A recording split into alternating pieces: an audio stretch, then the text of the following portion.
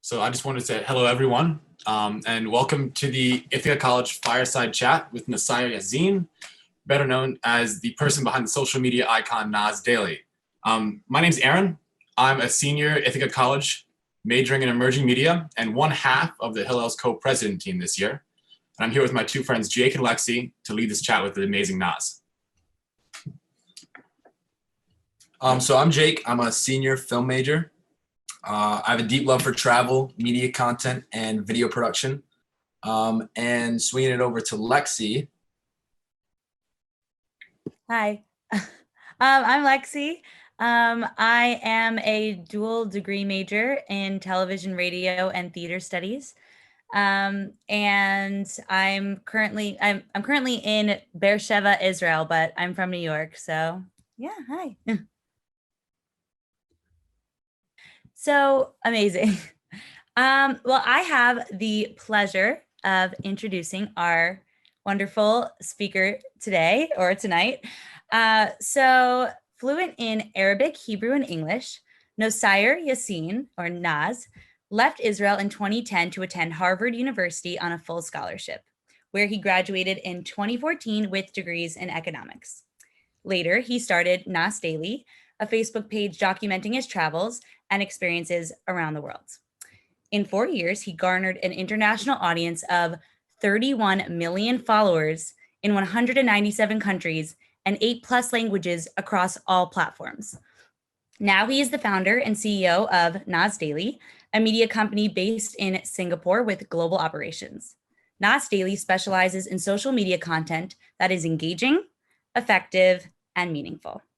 And in addition to producing media for clients, the team aims to teach people how to create videos effectively through the Nas Academy. So at the end of the day, Nas means people in Arabic, and people are at the center of everything that they do. So we are so grateful that you can be here with us today, Nas. And will you tell us a little bit about your story? First of all, Lexi, thank you so much for the introduction. Thank you, everybody. I really appreciate your time. 160 people, Jesus, that's a lot of people. Thank you for inviting me. I have to say before I start, Hillel used to be a nice hanging out spot at Harvard. And so I have a personal fondness of any Hillel in any college, in any university. So I'm personally excited to be doing this. Okay, so what's the story of Nas Daily? I wish I knew. Okay, I wish I can tell it in 1 minute. So look, I was actually, I'll give you like a little bit of an introduction as to how I ended up being here. I was born and raised next to Nazareth, Nazareth, next to Jesus in Israel. But I was born, I'm not Jewish. So I was born as a Palestinian Israeli, and being part of the Palestine and Israel, the Arabs and the Jews and all that stuff. Oh my goodness. As a kid, you grow up and it gets overwhelming. It really is overwhelming when you are born into politics and you cannot choose it, when you cannot choose to avoid it. It really stresses you out. So it stressed me out so much for 18 years. The fact that, I had no Jewish friends growing up, literally zero. It's insanity. In the middle of Israel, I had no Jewish friends. And I decided this is the time I need to get the hell out of the Middle East to see the world as it is. So I was very lucky to get into Harvard. I mainly applied there because they can give you money if you're an international student. So Ithaca, I would have never applied to Ithaca because they don't give financial aid to international students. So if I were to go to Ithaca, I'd have to pay, I don't know, 40, what's your tuition? 40, 50K, every year. 60K? Yeah. Oh my goodness. I would have to pay like $60,000, and my parents made $80,000 every year. So it was just not feasible to go to any other school or apply to any other school. So I applied to the schools that can give you money if you get in as an international student. Harvard said yes. I'm forever grateful for them for doing that. Some random ass alumni gave me, $250K to finish my degree. And that is something I will never forget. And I'm forever grateful to that. And it wasn't the US government. It was private donations, because US government cannot sponsor international students. Anyway, at Harvard is where I met my first ever Jewish friend. So 18 years later, 19 years later, I made my first ever Jewish friends. And they were, Jewish Bostonians, or Jewish Californian, or Jewish Israeli. And they just came in with me on the same plane, and my world started to open up, and so you start making friends from different people, different races, different cultures, different backgrounds. And then, I finished a degree in economics, just because it was easy to do. I wasn't really smart at university. I just wanted to study anything to get a degree. I never believed in the degree or believed in what I'm studying. I never thought economics would make my life better, or any degree for that matter. After that, I graduated and I went to work at Venmo for a year and a half in New York. Venmo, I hope everybody uses Venmo right now. If you don't use Venmo, it is quite disappointing. When I joined them, they were not as big as they are now. So I'm very proud that I was there before it was cool. So I worked at Venmo for a year and a half as a software engineer. And that's when I started to ask myself the existential questions. When are you going to die? What is the purpose of life? Turns out there are two people in the world that know when you're about to die, which is God and Google. So I asked Google, because I can't ask God.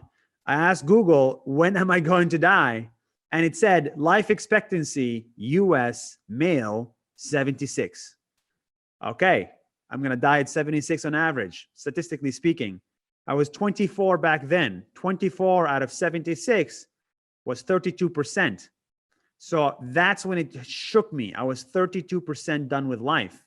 I was 1/3 dead, and I had 2/3 left in this planet Earth. And I was like, if I have 2/3 left, why am I sitting here coding some random ass app in New York? There's so many better things to do than to do that. I don't want to be selling my time for money. It felt like I was saying to Venmo or to corporate America, here is 1 year of my life, give me a salary. Here's another year of my life, give me a salary. Because I didn't see any career growth. I didn't see any meaning, blah, blah, blah, blah, blah. So long story short, the next day I bought a t-shirt that says 32%. And I've been wearing sort of the similar design t-shirts ever since then. And I decided to sort of quit and buy a camera and go travel the world and meet people. The idea of Nas Daily was very, very simple. I'm going to say whatever the heck I want to say proudly and confidently for the first time in my life. And I'm going to put it on the internet for my mom and my dad and my friends to see. That's it. There is no change the world kind of stuff. There's no, I want to inspire, none of that crap.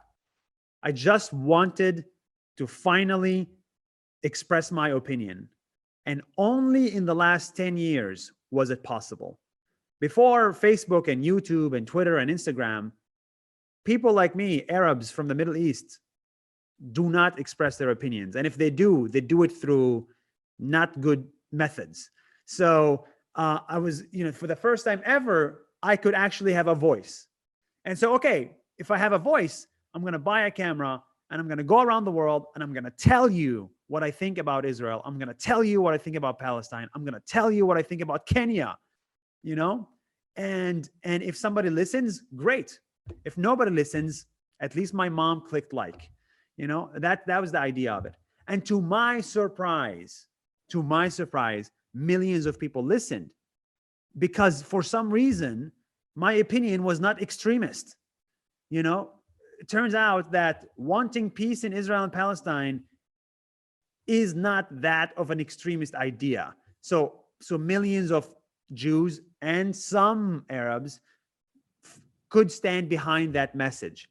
And I did it every day for 1,000 days. So I made 1,000 videos in 1,000 days.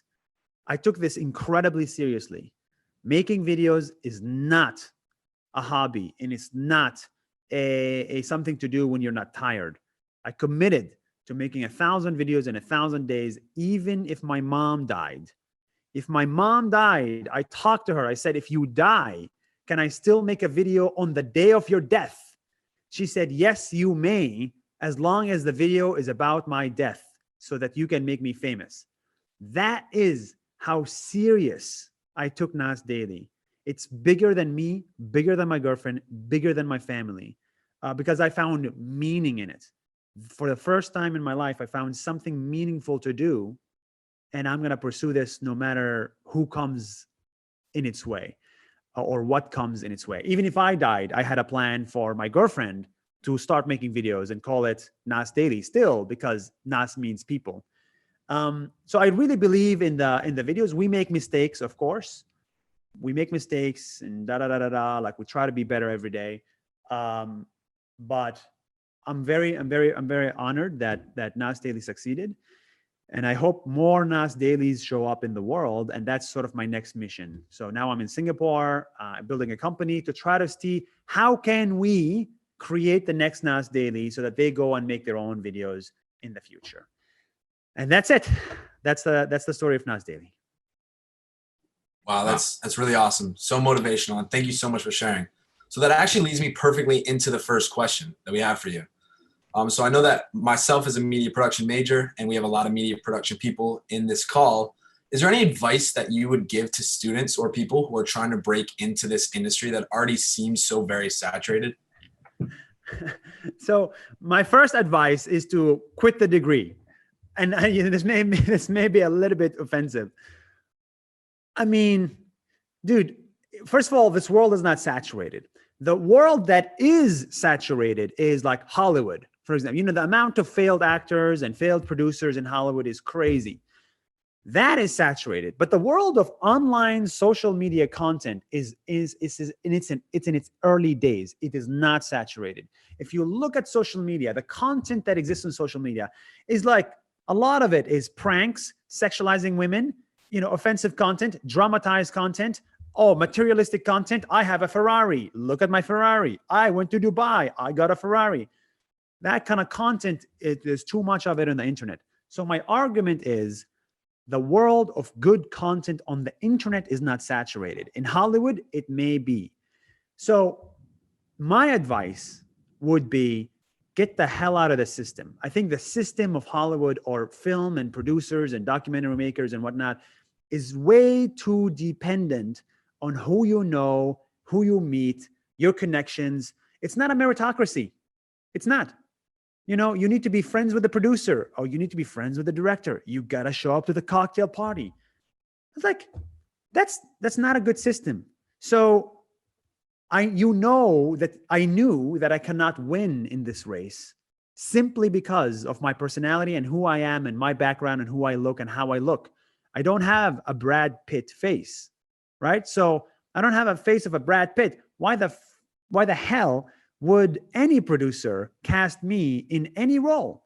Unless I'm an Arab and you put me in a terrorist role, so it's very like, okay, Arabs go this way. Okay. A blonde, white go this way. And it's like, so my long story short, you have to directly go to the people on the internet. The algorithms are actually a meritocracy. So Facebook algorithms, YouTube algorithms, Twitter algorithms, they are a meritocracy. They don't care about the race of the uploader or the gender of the age or the sexual orientation. If you produce engaging videos, I will show them to millions of people. It's as simple as that. If your video is worth seeing for good or for bad, I'm going to show it to my user base. And that is appealing to me. So your challenge would be just make engaging stories and put it on the internet and forget all about Hollywood. At some point, you're going to reach millions of people, and then Hollywood will come and say, let us work together. It's like circumventing the system. And now we're in talks with MGM to make a TV show. And it's like, who would have thought? MGM all of a sudden wants to do a TV show with an Arab Israeli from a village near Nazareth. Why? Because you proved that it works on the internet first. before trying to go and beg them for money or attention or whatever. That's my answer. That's a fantastic answer. Honestly, that's kind of something that we've been preaching a little bit as we sit here in online school. But it's like, it does lead us into our next question, which is about Nas Academy. We know you recently launched it, but we wanted to ask what your ultimate hopes for. I know that it's just starting off, so we wanted to know not only how it's doing, but if you could have an ultimate goal for it, what would it be? So that's a good question. So, the really exciting things about Nas Daily or the world right now is that everybody gets to bet on the future, right? Like we all want to see, like, how does the future look like? And what can we do now to build for the future? And so 4 years ago, my bet was Facebook videos are going to be big. There's going to be massive distribution on Facebook videos because videos on Facebook travel much, much further than they do on YouTube. So I took that bet 4 years ago. My bet right now is that the individual in the next 10 years is going to be much, much more powerful than the institution, right? It's like, to be honest, no one cares about Hillel as an institution, but they care about Aaron as a person, as an individual. And if Aaron happens to be at Hillel, then I like Hillel more because of Aaron. You know what I mean? So the idea is that we're moving more and more towards an individualized world. And if that's the case, right now, Nas Daily could be just as popular or just have as much of a voice as Al Jazeera or whatever because of social media. And in that case, Nas Academy is essentially a school to create those creators, the individual creators of the future, that will just be their own university or their own media company or their own whatever. So the individual is key. And that's why, so Nas Academy essentially is like an educational arm to try to create more Nas Dailies, but in the future, really create more individuals or help them make money, help them with learning the right skills, That's the next bet that we're taking. And I think if there's anything you can learn from Nas Daily or what you see in the world, the individual is gonna rule the future, and that's very exciting. Yeah, thank you so much. That honestly, Nas Academy sounds awesome, and even though I'm graduating this year, who knows? I might have to take that one too. So on the topic of that, you briefly just mentioned this, but we probably, most of us saw your most recent post about Al Jazeera's attempts to undermine your work and what you're doing at Nas Daily. So first off, we wanted to say that, we're sorry to hear that the brand that you've been working so hard to create is being manipulated. Like, that's horrible. But in that vein, we're wondering if you could speak on the importance of finding truth in the media and, how much Americans hear about fake news. So like, what do we as consumers of media need to know about where we get our information? That's a good question. Just to give context to people that are in this room that didn't see the video, the problem with being Palestinian Israeli is that both people hate you. And, some people in Israel say Palestine is not a thing. It doesn't exist. And many people outside of Israel say Israel is not a thing. It doesn't exist. And so you'll get double hated. And so as part of my passport and my upbringing, like I was on the internet, I was expected to say, screw Israel or fuck Israel or let's hate on Israel or whatever. And I didn't want to make that video saying let's hate on Israel or let's hate on Palestine. I don't want to make that kind of content. But because of my videos to promote peace and tolerance, some people don't like it. Like, for example, Al Jazeera, for example. So of course you become a natural target, and they say whatever they want about you because they have the distribution. They are a powerful institution, and so there's a lot of rumors saying I'm an Israeli spy. Nas Daily works with the Israeli government. He's part of the Israeli propaganda machine. Blah blah blah blah blah. And if it's not very clear, I am not. And I'm not a fan of the Israeli government, and I don't want to be part of the Israeli government. I'm a fan of the Israeli people, but not the Israeli government, to make that very clear. And so, it was very unfortunate when you see your work being sort of manipulated, but that opened my eyes to like some bigger concept, which is real, truthful media doesn't exist in the world, and it never will. It never will. If you look at the competition, right? Let's say I'm a media company and Al Jazeera is a media company. Al Jazeera has $200 million every year at least, and they don't have to make a single dollar. So they're like a net loss company because, well, they don't have to worry about generating revenue. It comes directly from the government every single year. And then me as a media company, I have to go and tell you, I love Coca-Cola, I love Coca-Cola, buy it. I have to go and create advertisements to generate revenue just to survive and have a team. And so it's very, very unfair, right? It's like you cannot compete against government media because of just like the difference in resources. And also, truth never really existed. Just the way we describe things. You could say, this is a Coca-Cola. I will say, this is a plastic bottle. Both are correct. And it's just the way you look at it. So, I think if you're looking for truthful media in the world as an American, just give up now. It doesn't exist. Not on CNN, not on Fox News, not on Hillel, to be honest, nowhere. And so you have to choose your bias. What are you going to be biased towards and just consume that media? If you're biased towards peace, then you probably want to consume Nas Daily. If you're biased towards war, you probably want to consume Russia Today or CCTV. If you're biased towards hate, you probably want to consume Fox News. No offense to anybody, but you never know your audience because they're all on mute, so you never know what they're saying. So it really choose your bias and consume that media. That's unfortunately the world that we live in. I don't know how to fix it. Even Nas Daily is biased. Do you think I give the truth? Not all the time. I'm not an investigative journalist. Maybe sometimes I do make things look better than they are.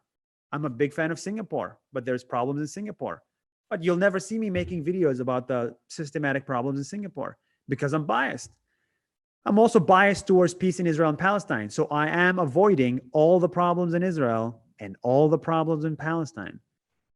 You just gotta suck it up and live with it. Thank you for that answer. I know there's biases in the world, and thank you for being honest that you don't have the answer, even though you have millions of followers. We're all human and we're all trying to work through it together. So yeah. And just going a little bit back, and if you can't fully answer this question, it's okay, because you've touched on it a little bit throughout your talk. But I wanted to say, as a Jewish American, also currently living in Israel, I've yet to meet an Israeli Palestinian. Just how you said when you were living here, you didn't meet a Jewish person. Crazy. Yeah, it is crazy. So you kind of already touched on this, but just to bring it back, how do you handle those tough conversations about Israel versus Palestine? I know you said you promote peace, but if someone is which one, do you support Israel as a Jewish state, or how do you handle those conversations? Well, first of all, the fact that you have no Arab friends, it speaks volumes about the fact that I don't have any Jewish friends speaks volumes about the idea that Israel as a society has failed. Israel as a country has succeeded. People are rich. Israel as a startup has succeeded. But Israel as a cohesive society has not succeeded. There's 7 Israels in one. You have Israel for the Orthodox Jews. You have an Israel for the Ethiopian Jews. You have an Israel for the Tel Aviv Jews, the liberal Jews. You have Israel for the Palestinian liberals. You have Israel for the Palestinian extremists. And you have Israel for the tourists who come in and say, wow, Dead Sea. There's a million different Israels, a million different experiences. Now, some could say, oh, wow, amazing, diversity. But I say non-cohesive community. And I hate it because I was left out of it. So the way we handle Israel and Palestine issues, first of all, I think Israel should be more cohesive. That's one. There should be no divisiveness. An Orthodox Jew and an Orthodox Muslim should theoretically live in the same neighborhood. And if I was a dictator, and I kid you not, I would first of all scrap democracy. Second of all, I would scrap freedom to live wherever you are. Third of all, I would force you to live next to a Jew as a Muslim, and I would force a Jew to live next to an Arab, because my village of 25,000 people has 0 Jews, and nearby Jewish town of 10,000 Jews has 0 Arabs. I would literally force people. I would literally take you out of your home and put you next to theirs, even if you don't want to. I think you have to take extreme measures to get extreme results. In Singapore, they did the same thing. They had Indians, they had Malays, and they had Chinese, and they all hated each other. They hated each other. Chinese be racist towards the Indians, Indians racist towards the Chinese. And then you start to see little India, little China, little Malaysia, far from each other. And then they were like, fuck it. You're going to have to live next to each other by law. Now that's crazy to think about. That's a racist policy, but it damn worked. It worked in Singapore. And if it worked in Singapore, I'm pretty damn sure it can work anywhere else. You have to force people to love each other. People will not vote to love each other. That's the problem. I don't think my village is going to vote to love Jews. I don't think that. I'm sorry. I don't think they're going to willfully change their mind and say, I love, people in the Emirates did not vote to make peace with Israel. They did not vote for it. It's just like, now you have to love the Jews, and they did it, and it's amazing. So my argument is, someone says, what do you mean by scraping democracy? I mean, I'm not here to I know this is a very, I'm not here to say, let's promote dictatorships, but I'm here to say, sometimes if you let people be people, truly be people, you'll end up with some crazies. And you'll end up with some extremists. And so, America is not a democracy, and Israel is not a democracy. You say things are there's no pure democracy in the world, because even in the U.S., a vote of a Californian is worthless compared to a vote of a Ohio person, because it's a swing state. So it's a republic, not even a democracy. So it's not one vote, one count. It doesn't count. So all I'm saying is we need better governance in Israel. To truly make this experiment work. How do I deal with Israel and Palestine? Look, everybody tries to politicize everything I say. If I'm just attending this Zoom session, then people will say I'm pro-Israel. And that maybe this will make it to Al Jazeera next week or something. You never know. Hiring an Israeli got me in trouble.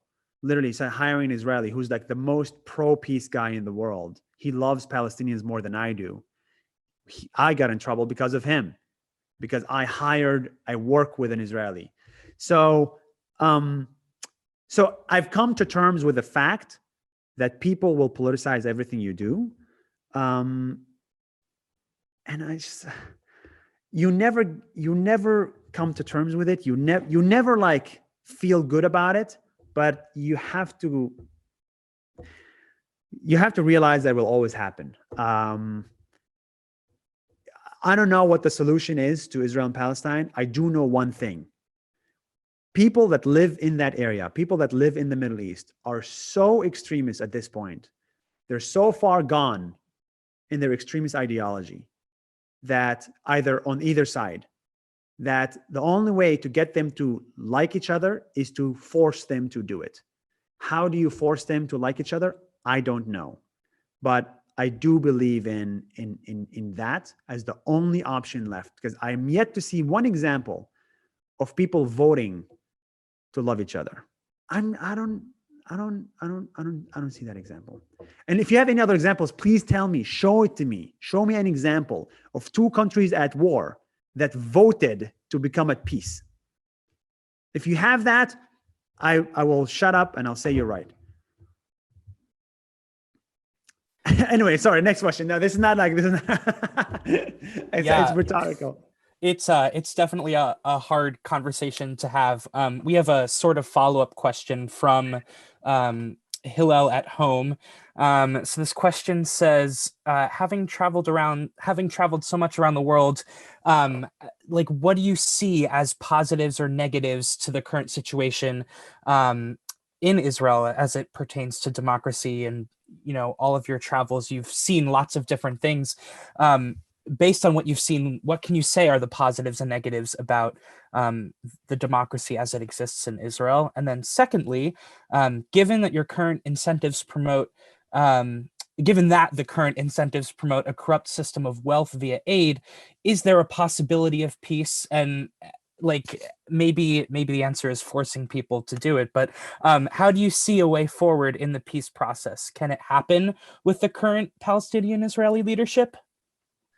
So first of all, I have to say this. If I were to live again, if I were to be born again, if I were to be born again on planet Earth, I would choose to be born in Denmark or Sweden, you know, or maybe Connecticut. You know, it's great. You know, a hedge fund place in Connecticut, I would love to be born there. I'd love that. Now, if I were to be born again in the Middle East, I would definitely choose to be born in Israel, because it is by far the best place to be born in the Middle East.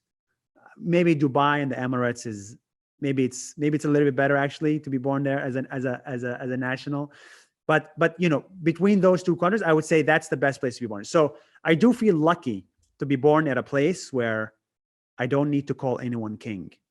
I don't need to call anyone, you know, I don't need to, you know, I feel like I can say whatever I want. And the fact that I'm here saying whatever I want is a testament to my childhood of feeling like I can just say whatever the fuck I want, and things will work out in the end. So I think that is really, really powerful. And Nas Daily wouldn't exist if I didn't have that freedom to express my opinion. I also, you know, I think the fix to Israel and Palestine, I think it already exists. You know, people say the future is already here. It's just not evenly distributed. You know that term? So in the sense that, you know, there are self-driving cars. That's the future. They exist, but they exist in San Francisco, not in Uganda, right? So that's why the future is already here. It's just, it hasn't made it around the world yet. So I would say, you know, the solution to Israel and Palestine is already here. It just hasn't made it to Israel and Palestine. By that, I mean, if you look at other countries around the world, they've had similar problems, similar fights, similar tragedies, and they've managed to get over it with better governance, better systems, better conversations. And like places like Rwanda, places like Singapore, you know, they've had the racial tensions, they've had the religious tensions, but they fixed it. And I think if they were able to do it, then definitely Israel and Palestine could do it. We just have to copy their method, tweak it to our different cultures, and implement it. So I would say, you know, the solution will be some copying of another solution of maybe Northern Ireland and Ireland or whatever. It exists. It has been done before. It's not major. It's not rocket science. You just need people to actually want to do it. And I think that's a completely different question, if whether or not they want to do it. So you mentioned something a little bit about Denmark and that you loved Denmark. So I was wondering, I mean, you've been to so many places. You spent time living in the Middle East. You spent time living in America. But what made you gravitate towards living in Singapore? What about Singapore? So, you know, if you look at the world now, that's another bet. In the next 100 years, where do you think the center of the world is going to be? I'm willing to bet $100 right now that it's not going to be in Spain. I don't see Spain becoming a superpower in 100 years. And I don't see Wisconsin becoming a superpower in 100 years. And I don't see Egypt becoming a superpower in 100 years. I do see Asia becoming a superpower in 100 years. So you don't want to go where the football is right now. You want to go where the football is going.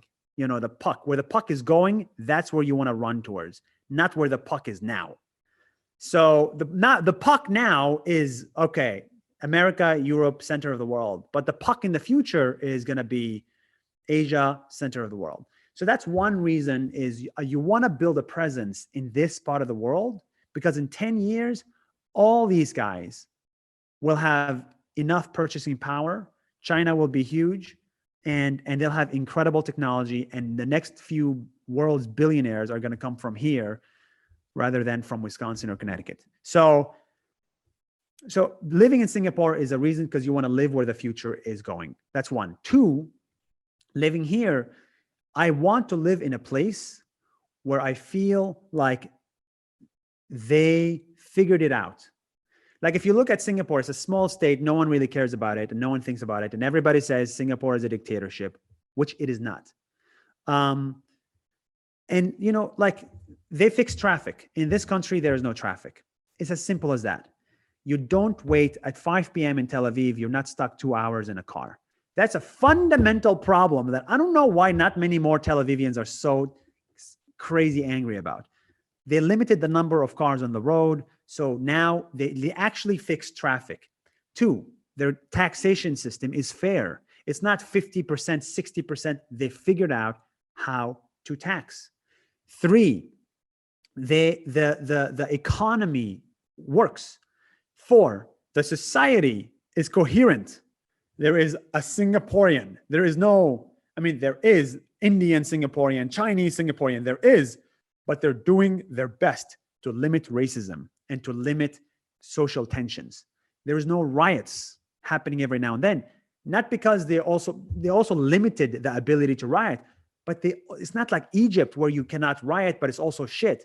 You know, here there's actually good governance whereby you have a salary, you have career mobility, and I'm inspired by that. And I think every country in the world should learn from them. So if you want to learn from someone, you got to live there to see how it's like. That's why I chose Singapore as a place. There are some things, after making Nas Daily for so long, you know, showing the beauty of the world, I also saw the darkness of the world, right? Now, I don't want to talk too much about the darkness of the world, but I see the corruption in Nigeria, and I know that's not sustainable. I see the traffic in Mumbai, and I know that's a big problem. And so I think when it comes to my life living, I want to live in a place that I can stand behind, that I can support. I feel like living in Thailand or so is like, how can you live in Thailand where there's like fundamental societal problems that have not been fixed yet? And I don't want to be rich in a place where everybody's poor. So that's kind of my reasoning behind this. It's kind of like a multifaceted answer. So I don't have like one direct answer why I came here, but I think everyone should think about where they live and how they can make it better. I had the luxury of choosing countries. Eventually I'll go back to Israel, I think. Unfortunately, I have to go back. I feel like, you know, Singapore is great, but it gets boring at some point because there are no real problems here. No one is dying on the streets. Like I've seen one homeless person in the last 10 months, one. And when I saw that, I said, this is a problem. Like, why the hell is this allowed? There should be no, but when I was living in New York, I saw 50,000 of them every day. And I said, this is not a problem. So at some point you realize they fixed most of their serious problems. And if you want to fix problems, you probably want to live in a place that has problems. So that's why I feel like Israel, Palestine is a great place to be in right now. Actually, America is a great place to be in right now because there's a lot of problems need to be fixed. So even Denmark, you know, is not a good place to live in right now at some point because they figured it out. That's it. Done. So I would urge everybody to learn enough. So I'm in the learning phase. I'm learning. And then when you're in the doing phase, to actually go do it in a place that needs it to be done. Totally. Yeah, that's super interesting. And I mean, I'm sure you have so much perspective on different places that you've gone, and landing in Singapore. I mean, it sounds amazing. I've heard some amazing things about Singapore too.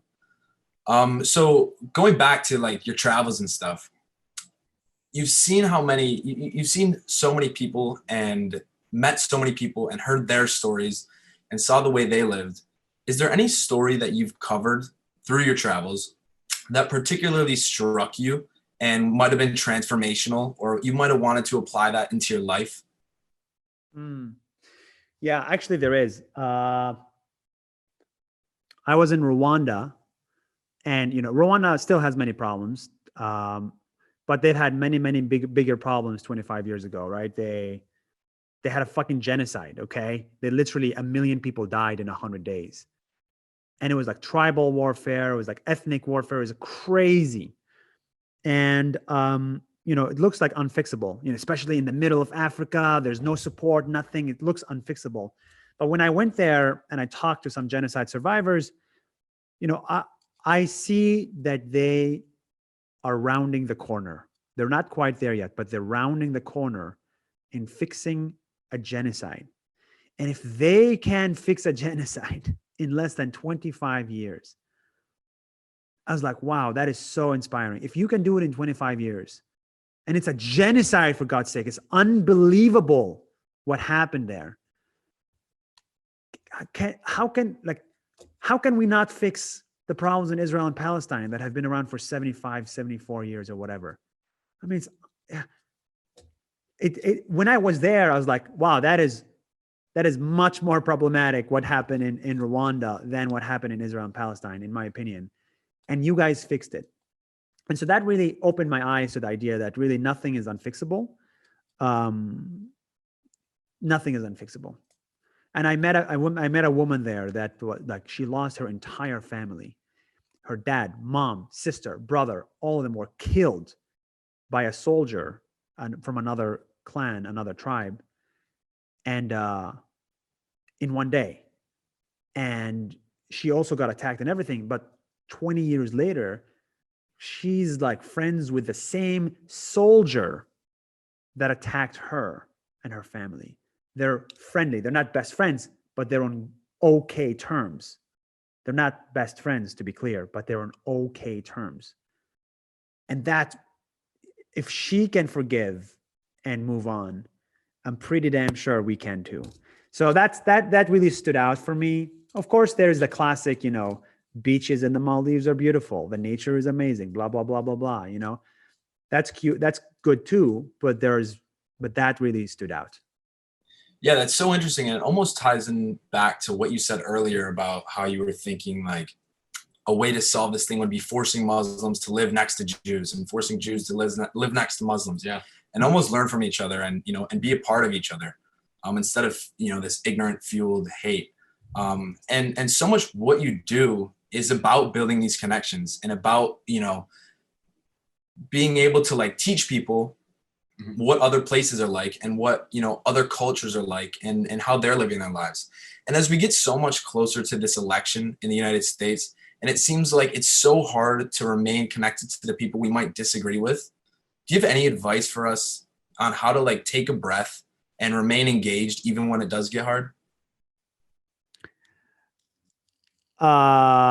Don't take a breath. What do you mean take a breath? Don't fucking take a breath. Are you joking? This is not the time to take a breath. That's like, I think fundamentally you shouldn't relax. Like I'm jittery. It's like what, 8 a.m. here. I'm already jittery talking about this. There is no taking a breath. Like your country is about to be done. Like you're seeing the end of your country. Like that's it. Like from the outside, I kid you not, like when I was in America for 7 years, it was like, oh, it's not that bad. The club is still on. My friends are still, still on. Like everything's great. But from the outside, like seeing all the shifts that are happening, I'm like, it's like a huge problem. So I would say you have to be more engaged and you have to be more stressed and you have to be more anxious. Like you kind of have to be. I don't think you cannot change the world on 9 to 5, and you cannot change the world by being relaxed. There has never been any real change in the world that happened where people were relaxed. Give me another example when someone was relaxed and change happened. The French Revolution, I don't think they were relaxed. Israel's founding, I don't think anyone was relaxed. So, so I would say, I would say be more constructively angry. And I think that's how, so Nas Daily, if you notice, as I talk about Nas Daily a lot, how did Nas Daily start? I was angry with the direction of my life. 1/3 dead. I'm angry. I don't have a good job. I'm angry. And that's where Nas Daily began. So I think anger is a great motivator. And I do all my love people videos and positive videos out of anger. And I think you need to understand that, internalize that. I am always angry, but when I make content, I don't make content to make people angry at each other. That's the difference, that you have to segment yourself being angry and your content not to be anger inducing, like in a negative way. And that's so definitely go out and vote for whoever. I don't care who you vote for. It's not my country, but judging from the division in America, it's almost looking like civil war-y. It's like, what the fuck is happening? So yeah, that's my answer.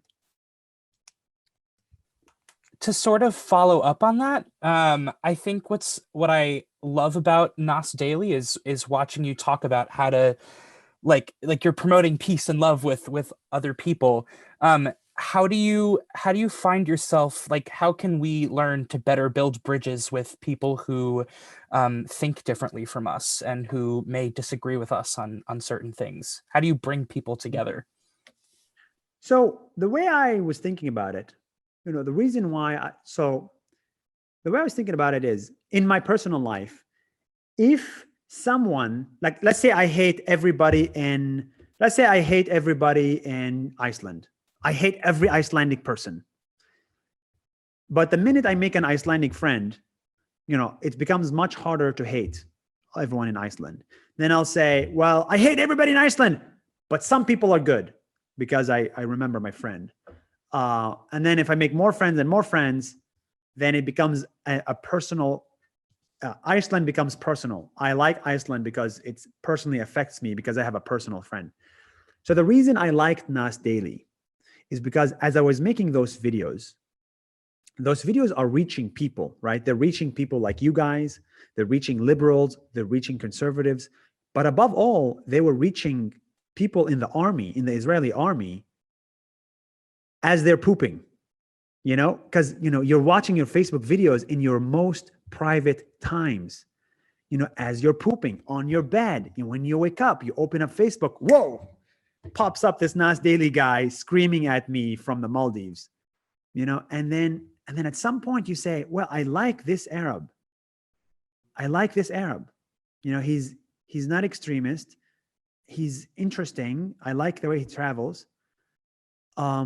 Therefore, maybe I don't hate all Arabs. I hate some Arabs. I hate Arabs, but some of them are good. At least that is a good change. Similarly, for Arabs, right? Arabs have no Jewish friends, so they hate all Jews. And so if I show one Jewish person on my video and an Arab soldier or an Arab kid watches it while they're pooping, like this, in their most private times, and they see a Jew and who's trying to change the world, and he's my friend and they're my friend and I'm their friend, then they say, I don't hate all Jews. I hate some Jews, but some of them are good. For me, that's like a step up, just to say, but some of them are good. Because we're starting from the grounds level that people saying, I hate all Jews. That's where you're starting from. And so progress means I hate all Jews, but some of them are good. That's progress. Then the next progress is, I love all Jews, but some of them are bad. Then the next progress is, I love all Jews. And then the next progress is, I love all humans. And so that's the sort of the step approach. And I think we're still on step number 1. So that's how I feel like you can bridge people of different mindsets together. That's fantastic. And it's actually, it's all about, you know, like you said, building connections. And what you've been doing over these years has been, you know, obviously bringing people together. And in the next, I think it's 64% of your life, is if I'm doing math right. What do you hope your legacy is going to be? What do you want to leave behind for the people that you've impacted over the course of the years and through the world?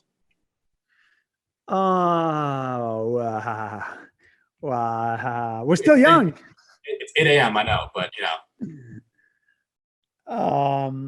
So, you know, when you make social media content, and I know you guys make content, right? You're learning to make content. A lot of people here are studying to make content. When the content succeeds, at some point, you'll realize that when you die, the content will die with you. Like, for example, with Nas Daily, if I die today, Nas Daily dies tomorrow.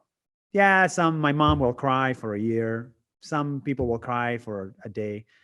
But essentially, there's no longevity because you're kind of like, you're dying, you're dead.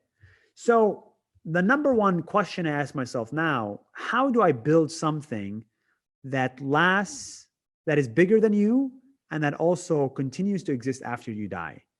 I don't know how Hillel started, but I'm pretty sure it started by a person named Hillel, I assume. It's an assumption. Correct or no?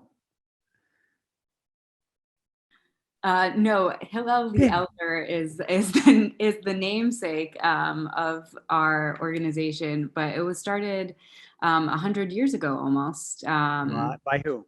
I don't know the first person who created Hillel, but it was started at the Illini Hillel in Illinois, Champaign, Illinois.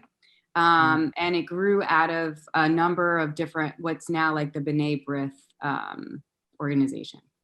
Okay, whatever it is, whatever those guys created or people created, their work has lasted for 100 years at least. And I think it'll last for another 200 years at least. That's awesome. So my goal is, how can I take everything we're talking about in Nas Daily and make it systematically continue to exist for 100 years?